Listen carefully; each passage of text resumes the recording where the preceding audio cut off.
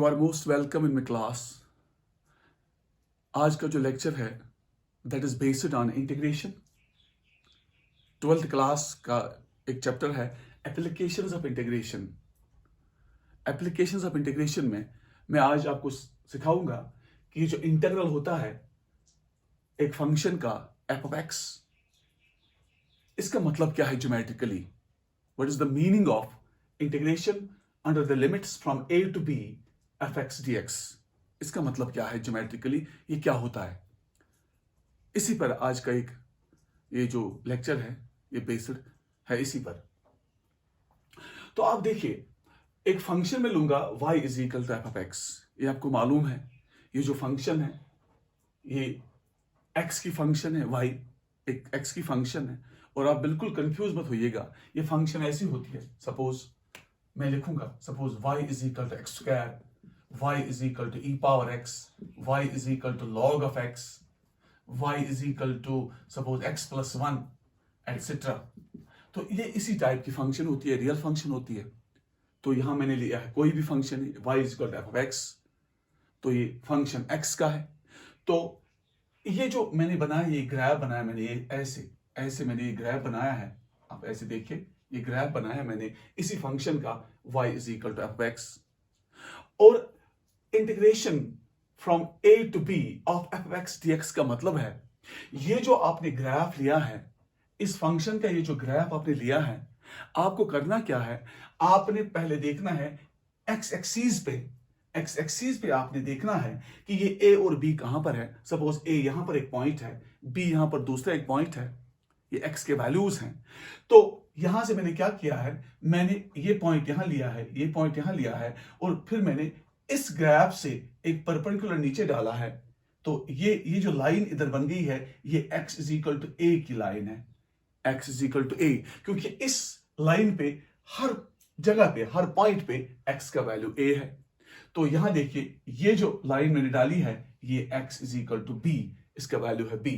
तो इसका मतलब है ये जो पार्ट है इधर, इन दो लाइंस के बीच में, ये है x is equal to a और x इक्वल टू b, दो लाइंस है ये, इनको बोलते हैं ordinates, equation of ordinate, x is equal to a and x equal to b। और आप देखिए इस कर्व के नीचे और विद रेस्पेक्ट x एक्सिस, ये जो जगह यहां पड़ा है, ये जो जगह यहां पड़ा है, ये दिस इज ऑल, इसी का मतलब है integration from a to b f x dx। अब आप समझोगे, अब मैं आपको बताऊंगा कि ये क्या होता है एक्चुअली हमने ये इंटीग्रेशन का मतलब है कि हमने ये जो पोर्शन मैंने लिया है, एक तो कर्व लिया मैंने, फंक्शन लिया मैंने, इस फंक्शन के नीचे विद एक्स एक्सिस तक जो जगह है, under the lines x is equal to a and x equal to b, ये जो जगह पड़ा है इधर, ये जगह जो पड़ा है इधर, इस जगह का एरिया, इसी का नाम है integration from a to b f of x dx। तो इसका मतलब है इस फंक्शन का एरिया निकालना है मुझे with respect x axis in between the lines x is equal to a and x is equal to b। तो मैं बता दूंगा आपको ये एरिया हम कैसे निकालते हैं, मैं आपको समझाऊंगा इंटीग्रेशन में ये एरिया हम कैसे डिटरमाइन करते हैं।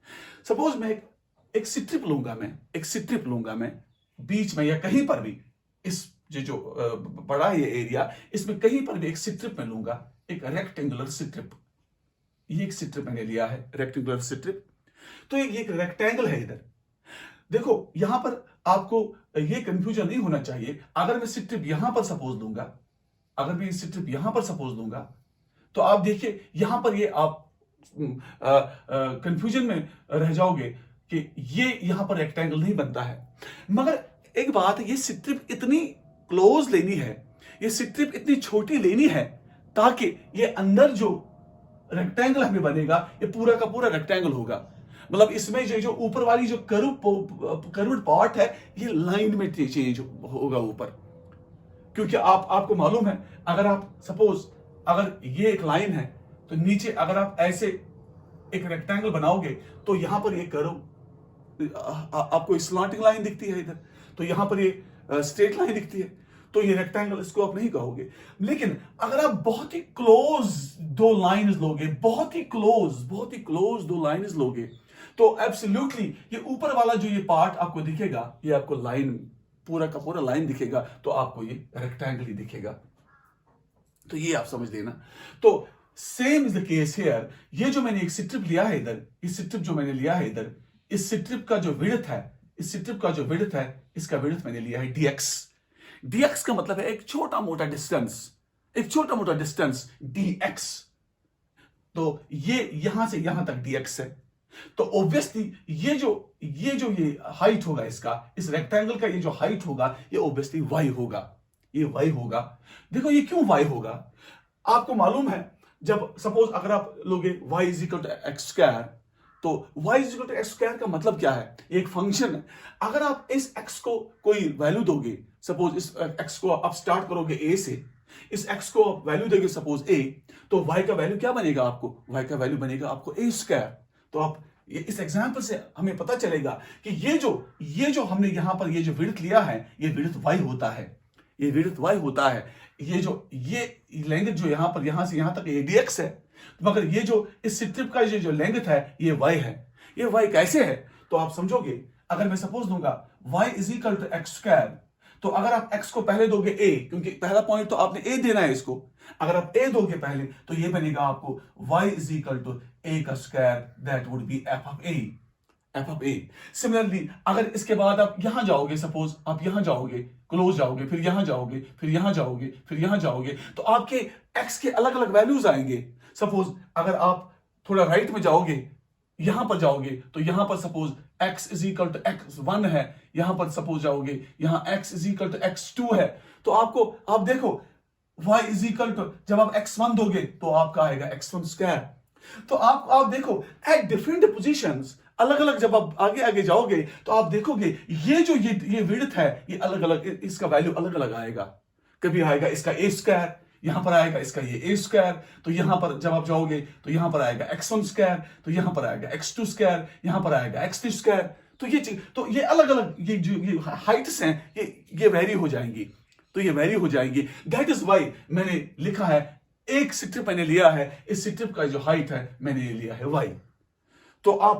तो आपने सीख लिया कि ये जो स्ट्रिप है ये एक रेक्टेंगल आपका बना है, छोटा मोटा, एक बहुत ही क्लोज रेक्टेंगल है, ये एक बहुत ही छोटा मोटा रेक्टेंगल है। ये सपोज ये रेक्टेंगल इस विड्थ का है, दिखता है ये लाइन ऑलमोस्ट ऐसा ही होगा, ये इससे क्लोज होगा। तो इसका ये जो रेक्टेंगल है, ये रेक्टेंगल जो है, इसका जो विड्थ है दैट इज y, और इसका जो ये लेंथ है नीचे ये है dx। तो इसका एरिया फिर क्या होगा, इसका एरिया होगा y dx, इसका एरिया होगा y dx। तो आप देखो इसका जो एरिया आप निकालोगे, उस एरिया को हम बोलते हैं एलिमेंट्री एरिया, इसको हम बोलते हैं एलिमेंट्री एरिया। तो हम लिखते हैं dA। तो इसका इस dA का मतलब है इस स्ट्रिप का एरिया, इस dA का मतलब है इस स्ट्रिप का एरिया, और इसको हम बोलते हैं एलिमेंट्री एरिया, इसको बोलते हैं एलिमेंट्री एरिया। तो एलिमेंट्री एरिया क्या निकला इसका, एलिमेंट्री एरिया इस स्ट्रिप का क्या निकला, इस स्ट्रिप का एलिमेंट्री एरिया निकला y dx, क्योंकि y तो इसका ये आ गया आपको हाइट, और ये dx इसका आ गया विड्थ, तो y dx हो गया इसका एलिमेंट्री एरिया। तो सिमिलरली अगर आप देखोगे ये जो एलिमेंट्री एरिया आपने निकाला है, तो ऐसे ही बहुत सारे स्ट्रिप्स इसके अंदर पड़े हैं। तो ऐसे भी ये भी एक स्ट्रिप है, ये भी एक स्ट्रिप है, ये भी एक स्ट्रिप है, ये भी एक स्ट्रिप है। आप देखो इसमें कितने स्ट्रिप्स अंदर पड़े हैं, इसमें इनफाइनाइट स्ट्रिप्स अंदर पड़े हैं। तो इसका मतलब फिर क्या है, जो यहां से यहां तक आप ये एरिया निकालोगे, इसका मतलब है ना कि आप इन एरियाज का सम करते हो। तो आपने यहां पर ये समझ लिया है, आपने यहां पर ये समझ लिया है कि ये जो हम यहां से यहां तक ये इंटीग्रेशन निकालते हैं, यहां से यहां तक जो इंटीग्रेशन निकालते हैं,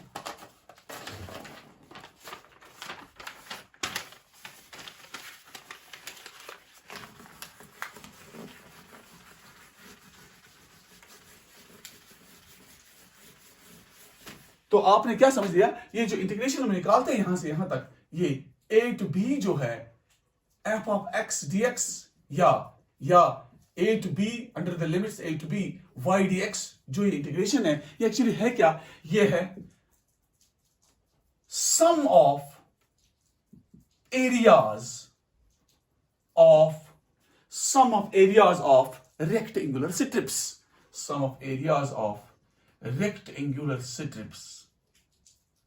Sum of areas of rectangular strips between, कहां से कहां तक? Between x is equal to a, x is equal to a, and x is equal to b, and with respect to x axis, and with respect to x axis.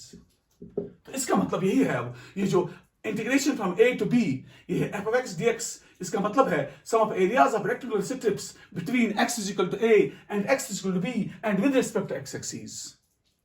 इसी का मतलब है ये integration from a to b f x dx. a होता है lower limit, b होता है इसका अपर लिमिट. तो आप देखिए यहां पर ये जो dA आपका आ गया, ये dA क्या आ गया? ये dA आ गया y dx.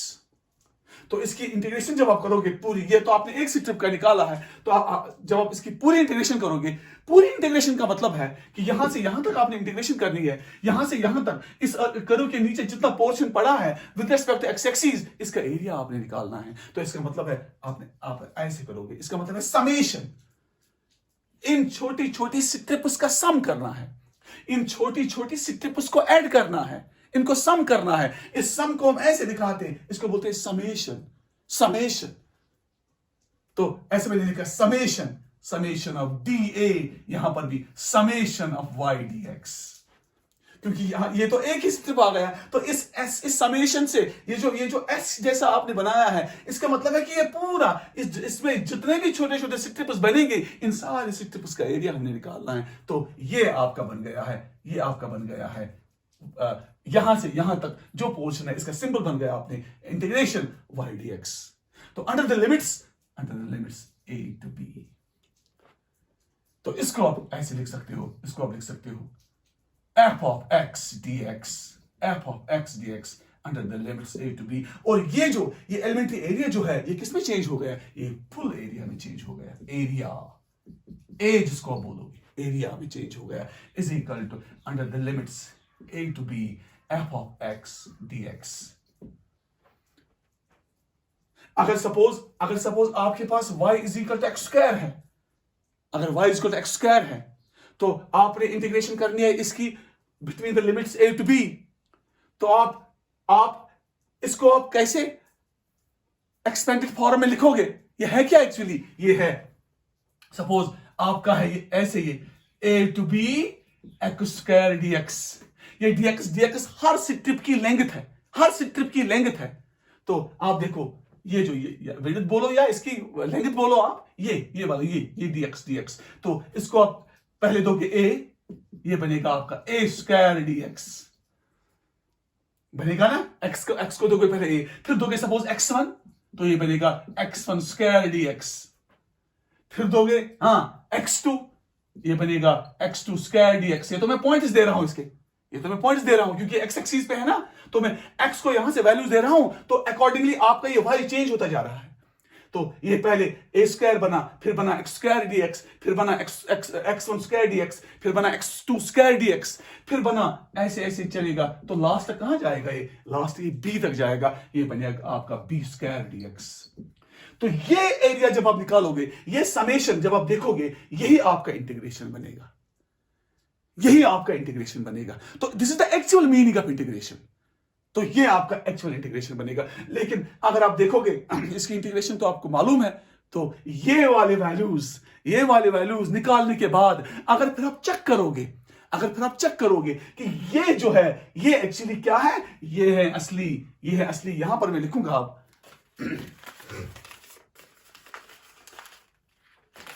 तो यहां पर ये एक्चुअली है क्या, ये है असली क्या, ये है a to b x square dx.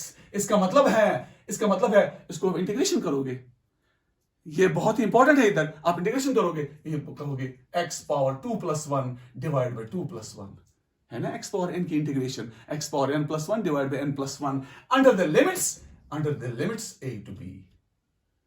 तो ये कैलकुलेट करने के बाद फिर चेक करो, ये और ये सेम होगा. इसको हम पूरे अच्छे तरीके से लिखेंगे. ये बनेगा आपका x³ by 3 under the limits x cube by 3 under the limits a to b. इसका 1/3 बाहर आएगा, इसका 1/3 बाहर आएगा। इसको पहले देते हैं पहले अपर लिमिट, ये बनेगा x को वैल्यू दोगे b, ये बनेगा b क्यूब माइनस फिर दोगे x को a, ये बनेगा a क्यूब। ये एक्चुअली फॉर्मूला है, ये है fundamental theorem of integral calculus कि अगर आपके पास ये भी मैं यहां लिखूंगा कि अगर आपका सपोज आप कोई फंक्शन लोगे under the limits a to b f of x, इसकी इंटीग्रेशन अगर है capital f of x under the limits a to b, ये हमेशा होता है बराबर, पहले x को देंगे वैल्यू a तो ये बनेगा f ऑफ a माइनस फिर है फॉर्मूला, फिर x को दोगे b तो ये बनेगा पहले दोगे b f of b minus फिर x को दोगे a, ये बनेगा f of b minus f of a। ये है fundamental theorem of integral calculus कि अगर आपको किसी भी फंक्शन का इंटीग्रेशन करना है f of x dx under the limits a to b, ये हमेशा होता है बराबर f ऑफ x, ये इसका इंटीग्रेटिव मिल गया, इसका इंटीग्रेशन मिल गया f ऑफ x तो under the limits a to b पहले आपको x को वैल्यू देना है b, ये बनेगा f ऑफ b माइनस फिर x को देना वैल्यू है आपको a, ये बनेगा f of b minus f of a। यही मैंने यहां किया है। यहां देखो x स्क्वायर की इंटीग्रेशन क्या निकला, x स्क्वायर की इंटीग्रेशन है x cube by 3 x2 plus 1 divide by 2 plus 1 under the limits a to b। ये मैंने फिर खोला है इधर 1/3 को मैंने बाहर रखा है, x का वैल्यू मैंने दिया b तो ये बना 1/3 का b क्यूब, फिर माइनस फिर दिया मैंने x को वैल्यू a, ये बनेगा b क्यूब माइनस a का क्यूब। ये आपका इंटीग्रेशन बना। तो ये और ये जो है ये दोनों सेम है, ये दोनों सेम है। तो आपने क्या सीखा इधर, आपने इंपॉर्टेंट बात सीखी कि किसी भी फंक्शन का इंटीग्रेशन अगर करनी है अंडर द लिमिट्स, वो हमेशा किसके बराबर होता है, वो हमेशा किसके बराबर होता है, वो होता है इंटीग्रेशन।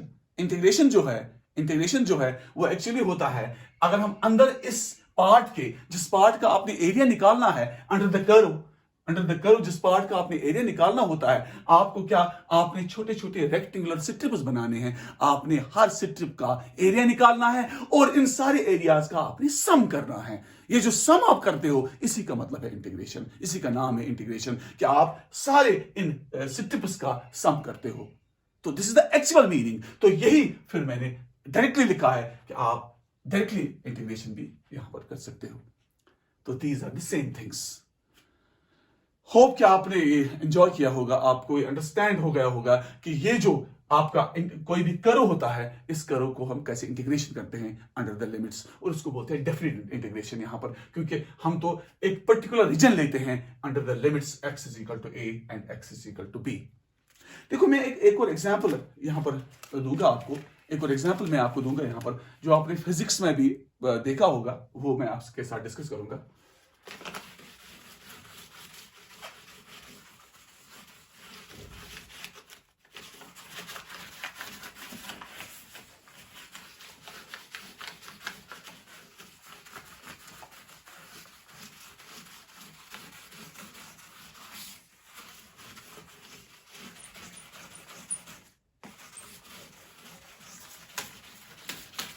देखो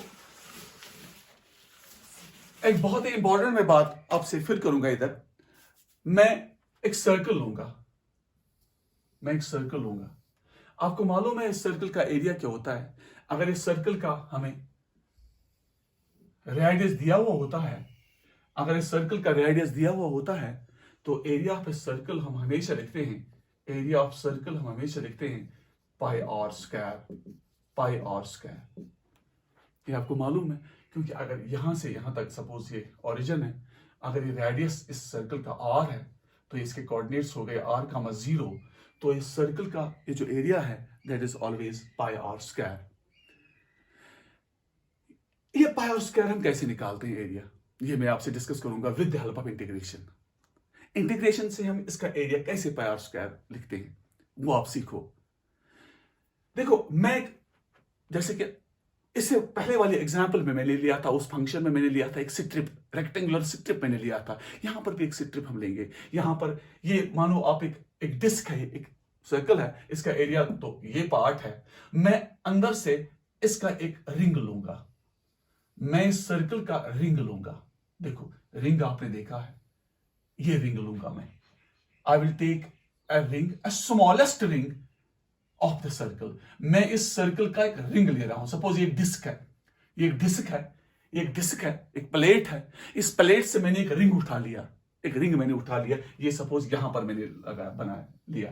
देखो ये एक रिंग है, ये एक रिंग है, ये एक रिंग है। और आप देखिए ये जो रिंग है, इसका ये जो पार्ट है, इसकी कोई विड्थ होगी, ये एक स्मॉलेस्ट पार्ट, इसकी विड्थ बहुत ही छोटी है। जैसे कि मैंने इससे पहले वाले एग्जांपल में उस स्ट्रिप का जो मैंने विड्थ लिया था, उस स्ट्रिप का जो विड्थ मैंने लिया था वो मैंने लिया था dx। तो यहां पर मैं लूंगा वो dr। dr मतलब बहुत ही छोटा छोटा विड्थ, बहुत ही छोटा विड्थ है ये, बहुत ही छोटा विड्थ है ये। तो ये जो विड्थ है ये मैंने लिया है dr, ये मैंने लिया है dr। तो आप देखो इस ओरिजिन से इस रिंग तक, इस ओरिजिन से इस रिंग तक ये जो डिस्टेंस है ये मैं लूंगा r। तो ऑब्वियसली ये r क्या है, ये वेरिएबल है, ये रेडियस है, ये रेडियस है किसका, इस रिंग का रेडियस है। मगर ये जो रिंग है इसकी विड्थ ये dr बहुत छोटी है, ये बहुत छोटी विड्थ है। तो ये मैंने लिया ओरिजिन से यहां तक r। तो ये r यहां पर भी हो सकता है, ये r यहां पर भी हो सकता है। इसका मतलब है ये रिंग यहां तक जाएगा, ये रिंग कभी छोटा पड़ेगा, ये रिंग कभी इतना होगा, ये रिंग कभी इतना होगा। या अगर हम इसका एरिया निकालेंगे इस सर्कल का, तो मैं क्या करूंगा, मेन रिंग्स को ऐड करूंगा, मेन रिंग्स को ऐड करूंगा। अगर इन्हीं रिंग्स को मैं, ये तो एक रिंग है, यहां पर मैं लूंगा दूसरी रिंग, ये है दूसरी रिंग, इसके आगे देखो, इसको भी मैं ऐड करूंगा, इसके बाद है यहां पर ये तीसरी रिंग, इसको भी मैं ऐड करूंगा। तो ये जब ये रिंग्स आपस में मिलाऊंगा मैं, ये सारे के सारे रिंग्स जब मैं आपस में मिलाऊंगा तो ऑब्वियसली ये सर्कल बनेगा। सपोज अगर ये रिंग यहां पर होगा, ये रिंग यहां पर भी हो सकता है, ये यहां पर भी रिंग हो सकता है, ये रिंग यहां पर भी हो सकता है, ये रिंग यहां पर भी हो सकता है। तो देखिए ये जो आर है ना आपका, ये जो आर है, ये स्मॉल आर जो है, ये स्मॉल आर जो है ये कभी 0 भी होगा, ये कभी 0 से ज्यादा भी होगा कुछ, तो ये कभी 0 से, ये कभी 0 के नजदीक होगा। तो इट वेरीज देयर। तो असल मतलब यही है मेरा कि ये जो रिंग है, अगर मैं इस रिंग का एरिया निकालूंगा फिर मैं वही एरिया सम करूंगा। अगर ये रिंग जो है, ये रिंग एक है, इसके अंदर दूसरी रिंग है, इसके अंदर तीसरी रिंग है, यहां पर और भी रिंग है, इनफाइनाइट रिंग्स हैं। अगर इन्हीं इनफाइनाइट रिंग्स का मैं एरिया निकालूंगा फिर वो एरिया में ऐड करूंगा तो ऑब्वियसली आपका क्या बनेगा, आपका बनेगा एरिया ऑफ सर्कल। उस सर्कल का एरिया आर है, सॉरी उस सर्कल का रेडियस आर है, उस बड़े वाले सर्कल का ये जो है, यही तो मुझे निकालना है। तो मैं क्या करूंगा, इसको मैं कैसे निकालूंगा। तो ये जो रिंग है, मैंने ये जो रिंग है, ये वाली जो रिंग जो मैंने अंदर ली है, छोटी मोटी रिंग जो मैंने अंदर ली है, इस रिंग को मैं काटूंगा, इस रिंग को मैं काटूंगा यहां। सपोज जब हम उसको काटेंगे तो ऑब्वियसली इसको ये बन जाएगा ना, उसका ये बन जाएगा, रेक्टेंगल बन जाएगा। और ये छोटी मोटी विड्थ है, ये आप जहन में रखना कि ये नेग्लिजिबल लेंथ की विड्थ की विड्थ है, ये रिंग की ये ना विड्थ है इसकी, इस रिंग की नेग्लिजिबल, बहुत ही छोटी, तो इसको बोलते हैं dr।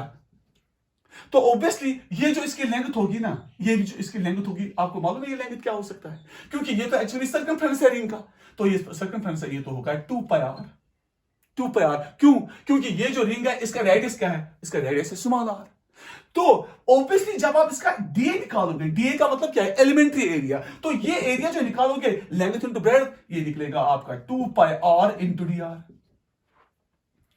निकलेगा ना 2πr इंटू dr, क्योंकि ये तो आपका 2πr बन गया इसका अब लेंथ, और dr इसका विड्थ है, क्योंकि 2πr तो सर्कमफ्रेंस है रिंग का, तो ये बना आपका 2πr इंटू dr। तो ये बना आपका एलिमेंट्री एरिया, ये बना आपका एलिमेंट्री एरिया। तो एलिमेंट्री एरिया जो है ये इस रिंग का बना आपको 2πr इंटू dr। तो ऐसे ही इनफाइनाइट रिंग्स अंदर पड़े हैं, ऐसे ही एक तो एक रिंग, दूसरा रिंग, तीसरा रिंग, चौथा रिंग, ऐसे ऐसे बहुत सारे रिंग्स अंदर हैं।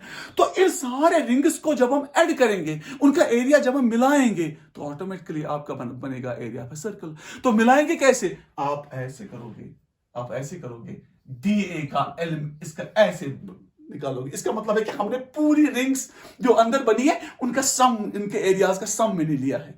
तो ये होता है ये एस इंटीग्रेशन, यही सिंबल है। तो यहां पर मिलेंगे इंटीग्रेशन 2πr dr, समझे आप। तो आप देखो यहां पर ये बनेगा आपका एरिया ऑफ सर्कल, क्योंकि ये तो सर्कल बना आपका। अब तो ये रिंग मत रह गया, रिंग तो ये छोटा था, डीए था भाई, अब तो ये ए बन गया, पूरा ए एरिया पर सर्कल। तो यहां पर ये 2 पाई कांस्टेंट है, इसको मैं बाहर निकालूंगा, तो अंदर क्या रहेगा, आर डी आर। तो आर आपका वेरिएबल था, क्योंकि मैंने बोला था ये आर यहां पर भी है, यहां पर भी है, यहां पर भी है, यहां पर भी है, यहां पर भी है, यहां पर भी है।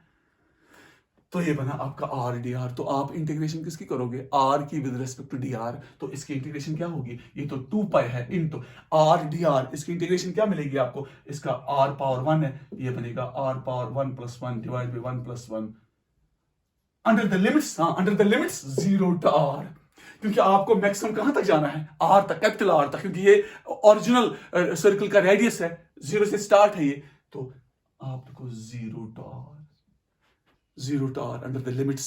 क्योंकि आप तो ये तो पहले था ना, ये तो एक छोटा मोटा ये रिंग पहले यहां पर भी था, यहां पर भी था, यहां पर भी था, तो ये 0 से स्टार्ट हो जाएगा ना।